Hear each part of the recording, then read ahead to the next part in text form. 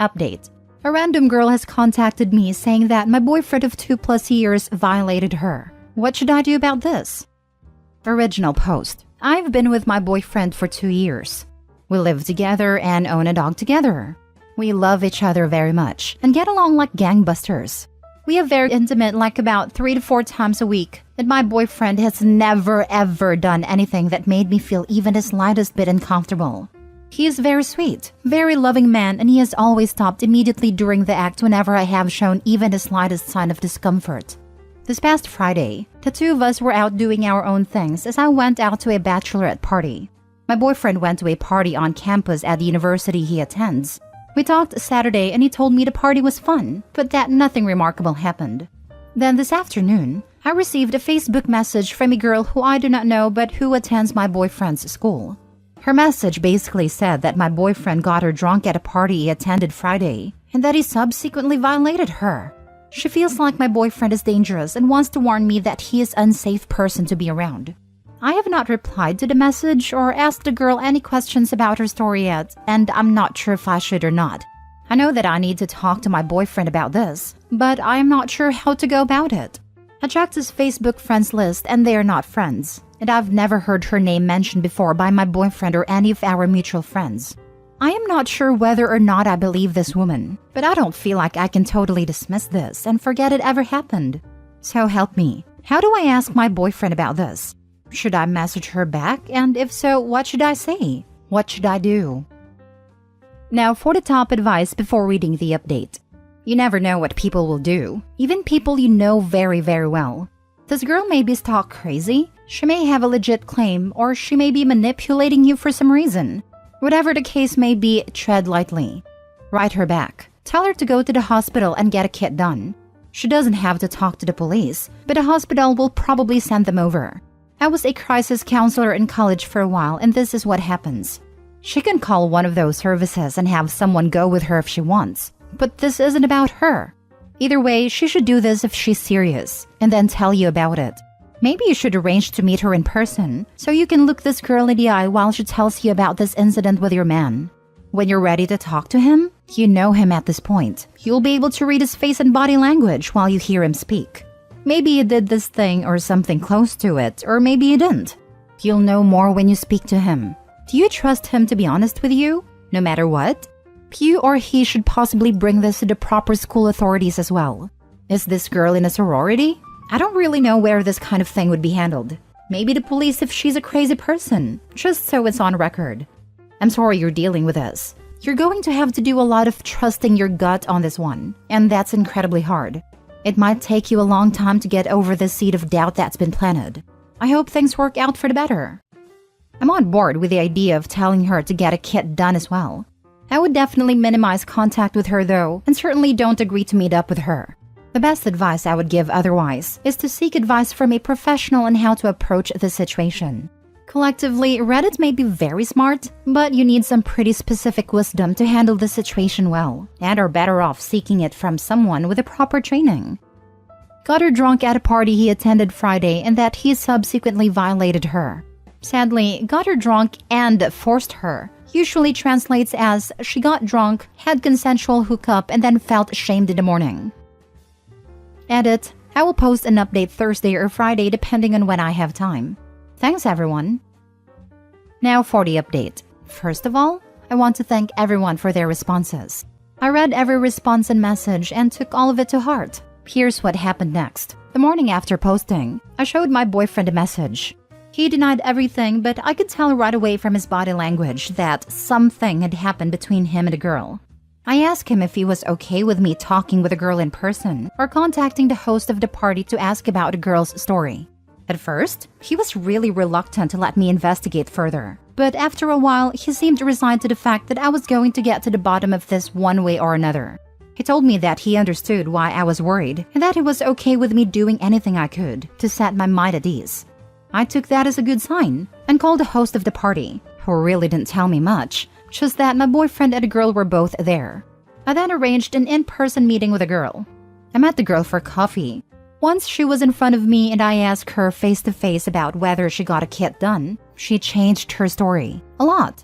She told me she had met my boyfriend at a party last Friday. She said that they spent the whole night drinking and talking. She said that after the party was over, she and my boyfriend went back to her apartment and ended up accidentally hooking up, whatever that means. She said she sent the message to me the next morning because she was upset when she looked him up on Facebook to friend him and saw that he had a long-term girlfriend. He apparently did not mention me once the entire night, and she was enraged that he used her like that. I told her that I thought that was more than just a little crazy, and she agreed, claiming that her crazy side just came out and she couldn't help but send me the message. I told her that it was very, very wrong to make false accusations like that, and that she should be completely ashamed of herself. She also said that she was really sorry for everything and that she would not contact me nor my boyfriend again. Needless to say, I went home and confronted my boyfriend. He admitted to everything and told me the exact same story as the girl. We broke up, and he is in the process of moving out of our apartment. I am devastated because I really loved and trusted this man, but I have too much self-respect to continue to deal with a cheater. I do not believe anyone hook up by accident, and being really, really drunk just isn't a good enough excuse for me. Anyways, thanks for everything, and don't worry, I'm getting tested for STDs tomorrow. What kind of girl pretends to get violated because she was angry? Does she not understand the ramifications of that? WTF? Your ex-boyfriend doesn't even deserve that kind of crazy. Congrats on moving on with your life. Good luck on the STD test. My ex stuck is drunk and crazy. Thanks. I'm just going to eat a lot of Ben & Jerry's, wallow for the weekend, and then move on with my life. It's hard and it hurts, but it's way better than being somebody's doormat. What a fantastic outlook on a crappy situation. Healthy, healing, and acknowledging the crappiness of the situation. You are clearly a rock star that will be amazingly better on the other side of the wallow weekend. Cheers to you, and eat some ice cream for me. You are an exceptionally mature woman. I really admire how you've dealt with this. Seriously, that's what I call emotional health. I'm sorry for what happened, but I'm sure that with this attitude, you'll find a deserving guy soon. I'm going to take a break from dating and try to enjoy being single for a little while. Being cheated on and going through so much really weird drama can take a toll on a person, and I don't want to jump into anything worse. Gotta clear my head. Next story. My 29 female, boyfriend 32 male gave away my Hamilton tickets. Am I being selfish for just wanting to break up over this? Backstory. My mom is genuinely one of the funniest, kindest, sweetest people I've ever met, and I'm genuinely lucky to have been her daughter. She had me fairly young, raised me by herself, and while we were pretty poor growing up, she did her darnest to make sure that I got a good education and had everything I needed as a kid. One of the things we share is a love of theater. She would save up and take me to all the musicals that stopped on tour in our town, and while we were always in the cheap seats, it was always something we both greatly looked forward to. These memories of going to the theater with my mom are very precious to me, and is one of the main factors in why I work in the entertainment industry today. Corporate side though, as I have a horrendous singing voice. Lol. Fast forward to today. Like most theater nerds, my mom and I are basically obsessed with Hamilton. And for those of you who aren't really familiar with it, the show is basically impossible to get tickets for at this point, unless you want to see it in January of next year. I'm lucky enough to be in a financial position with my job that I could afford tickets for a show in July for me and my mom. These are amazing seats, 5th row center. And through some type of divine intervention, I managed to snag tickets for the night that creator/lead in Hamilton, Lin-Manuel Miranda's final performance. I surprised my mom with these tickets back in December for Christmas. I bought them in October, I think, and I'm making a whole week of it. I put us up in a really nice hotel. I made reservations at a bunch of restaurants that we both want to try, and we're going to do a bunch of touristy places in general. Plus, try to see if we can fit in at least one other show before we leave. We are both incredibly excited for this. My mom even has a little Hamilton countdown that she's doing on a mini chalkboard she uses as a planner. She sends me pictures every day when she changes it. It's cute. In January, I began dating this guy that I'll refer to as Josh. We were casual/not exclusive for a while, but became serious within the last 2 months. He also works in the corporate side of entertainment, but at a different agency than I do. He also has a higher position than me and makes a lot more money than I do. This becomes important. We met in an industry event and we hit it off instantly. I thought I could get really serious about this guy, and up to this point there have been no red flags that I've seen. Although, to be honest, right now, I'm sifting through all of my memories to see if there's something I missed. He also comes from a much wealthier family than I do. Josh has a younger sister that I'll call Jennifer, 17, that's kind of going through a big troubled teen phase. She cuts class, smokes, and is really disrespectful to her parents. I've only met her once, but as far as I know, she's not doing anything too bad. She's just kind of a sad kid and could really benefit from some therapy. I floated this by Josh, but he said his parents are kind of disdain of therapy in general. Josh says they can't reach out to her no matter what they do, and they've tried everything, except trying to get her to a counselor. But whatever. Actual problem time. Sunday night, I was at my place with Josh. We were drinking wine and cuddling while watching the Tonys Theater Awards show. My mom was texting me during the Hamilton performance and geeking out about how excited she was. I laughed and showed my mom's text to Josh because I thought it was so adorable. And he didn't say anything off, but he was acting kind of strange after. He asked me what date the show we were going to was. I told him, and then he went into the other room to take a phone call. I thought nothing of it because we both have to take random phone calls like that for our jobs all the time, and is going through kind of a tough time it is. He was in an unusually good mood afterwards and said he had to go home early because he had to sign some forms at the office early tomorrow before we met up to get brunch with his parents later that day.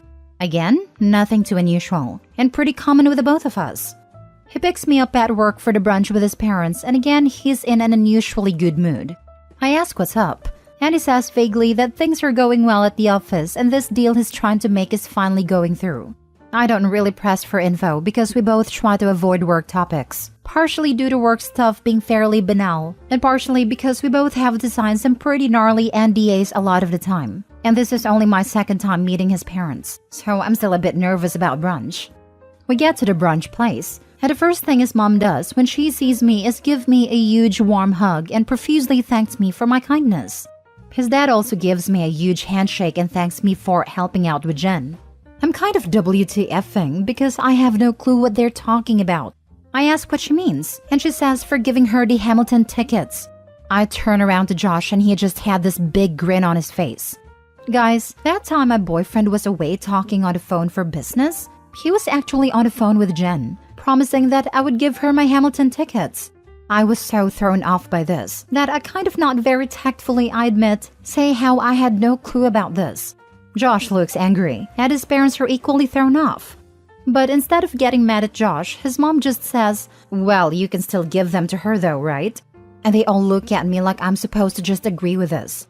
And I tried to explain that the trip is actually for me and my mom, and how important this is to my mom.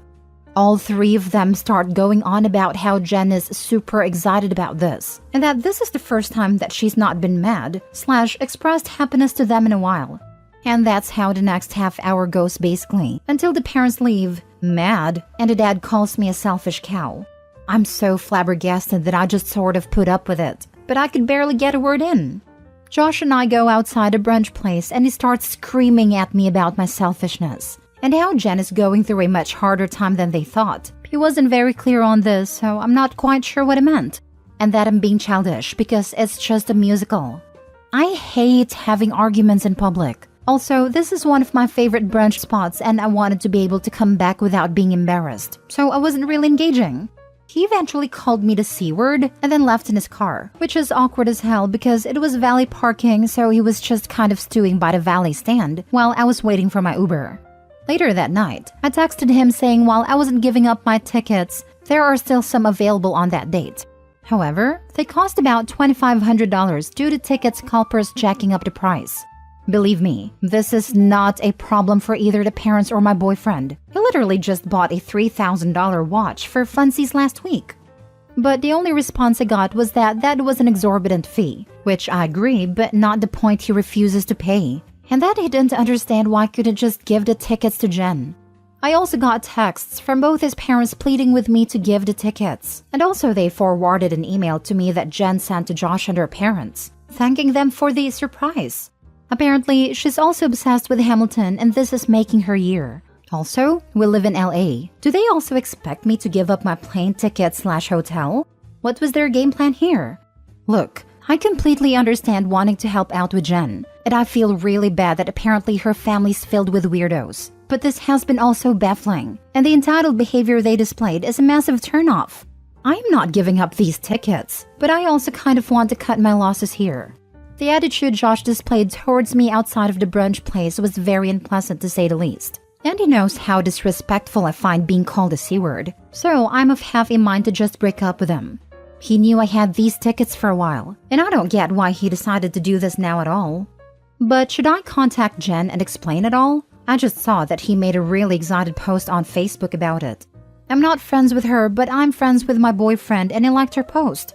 I would straight up buy the ticket for her. But frankly, I can't afford those prices because I'm saving up for the New York trip for my mom. How do I move forward? Now for the top advice before reading the update.